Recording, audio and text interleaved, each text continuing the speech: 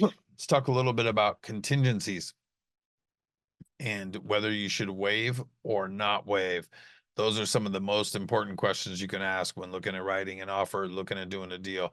And your agent should be very active in explaining what the contingencies are, what waiving them means, what the risk is, and how much of a headache each contingency is to a seller and why. If your agent cannot explain that stuff to you or is not explaining that stuff to you, you may want to look at going a different direction or finding a way to get those questions answered for yourself. Waiving a contingency means that you are satisfied, you've done the research needed, and you're no longer concerned about the contingency, or you will not dispute or have an out of the deal based on it. So I'll give a couple examples. Let's say you have a inspection contingency and you want a 5-day inspection contingency. There's different ways to word how you waive. I won't get into all that detail here. But let's assume at the end of 5 days, if you haven't said otherwise, it's automatically waived, which is how the contracts are typically written, not how we do it, but it's how they're typically written. Then you have up to 5 days. If you don't tell the seller differently, the assumption from everyone and what you agreed to contractually is that you are good to go and moving forward on the property. And now if you decide that you get information you don't like, you can't get out based on the inspection contingency because you already waived that one. There's title contingencies, there's information verification contingencies. There's a whole bunch of them out there. But I wanted to explain a little bit what it is. So let's talk about some of the common contingencies that you're going to run into. The title inspection contingency, the information verification, where you get to review all the documents that the homeowners included or has for you. You can do a neighborhood review contingency. You can do all kinds of things for contingencies. And then there's a Form 17 contingency, which is the seller disclosures. Sellers need to disclose in most situations everything that they know about the history of the property. Some estate sales, some other things you don't have to do the Form 17. Most of the time you do. Then we got the inspection contingencies is another one that almost everybody's familiar with. The most common is a home inspection. Right behind that is like a septic or sewer inspection. Then you can get into some other inspections, lead-based paint, oil tanks, soils. If you're doing something where there's a really steep slope, you might want to get a geotech contingency to study the soils. It's much less common, but there's all those other contingencies that may or may not go in an offer. And then there's financing and appraisal contingencies. Those are in almost everything that is getting financing. It's part of why it's important to get a pre-approval first and see exactly what it is and how confident are you in the financing. How many ways do you have to solve financing problems? Because the faster you can waive a financing contingency, the more you're competitive with a cash offer. So that's a good one to understand. You can also, depending on the down payment, talk about, do you really need an appraisal contingency or not?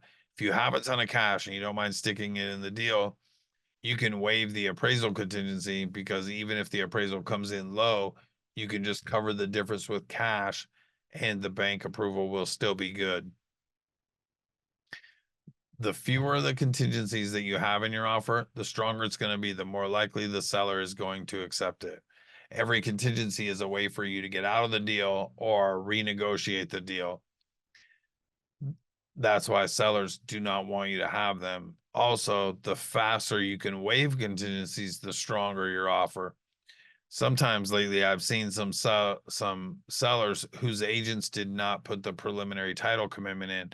Normal for reviewing preliminary title is 5 days. That's what's cooked into the template of the contract.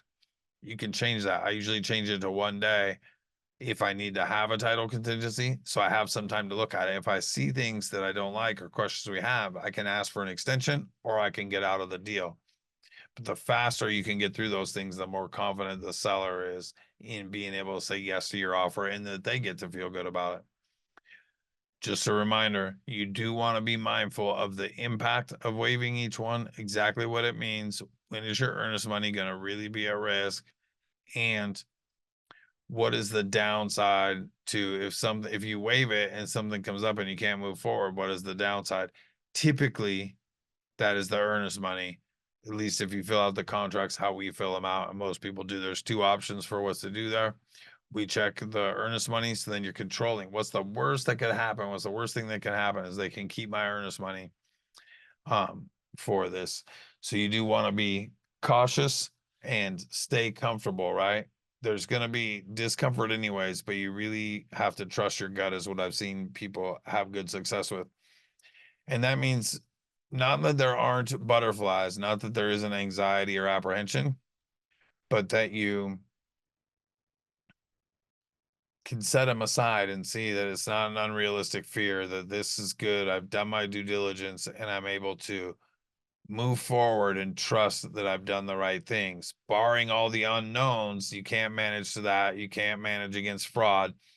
But assuming everybody's doing good, reputable business and you're doing what you can do to do your due diligence, you can move forward and be as comfortable as possible. That's why it's important to have a process, trust it, and follow it.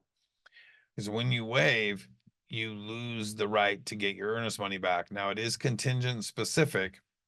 So if I have a information review period of 3 days and an inspection review of 5 days, and then a financing contingency of 21 days, if I go through the information verification in 3 days and I waive it and say, okay, everything I found is good, then I'm good. Then I go through title review of 5 days and everything is good. That's awesome. If something comes up that I missed beforehand, I can't say, hey, I want to reopen this. You already waived those things. The only thing that you can still try to get out of the deal with and get your earnest money back is the financing contingency, because that's the only one that's left in the deal. But to get out, it has to be a legitimate issue. You have to make a good faith, legitimate effort to get financing and to stay financed. Otherwise, you can't just say, oh, my lender said, I don't qualify anymore. You have to provide documentation nowadays. The reason that sellers don't like contingencies, and especially when we're listing a property, our whole process is designed to get into no contingencies in the deals, that we're going to negotiate the deal one time. We're going to get in contract, and then we're all going to be on the same side of the deal, focused on getting it done for everybody. When you have a lot of contingencies, you have a lot of ways out of the deal, and that creates a lot of risk for the seller. So they don't want to do them. That's why when the cleaner offer you can write, the better suited you're going to be. Then keep in mind, when you waive one contingency, the others are not affected, and you can't go back to that contingency once you've previously waived it. So if you said everything was good with the inspection or decided not to do an inspection, then you go to the house and see a problem, you no longer have an inspection contingency to be able to negotiate. Now you can try to negotiate. You can say you're going to walk away. You're going to fight for your earnest money. You can do the things that you can try to do for leverage, but there's no guarantee. It's much heavier to try to do that.